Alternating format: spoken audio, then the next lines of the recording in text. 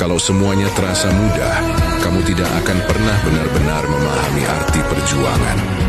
Karena yang membuat sesuatu berharga bukan hanya nilainya, tapi usaha yang kamu lakukan untuk mendapatkannya. Setiap keringat, setiap luka, setiap jatuh bangun yang kamu alami, itulah yang memberi makna. Jadi ketika kamu merasa lelah, ingatlah.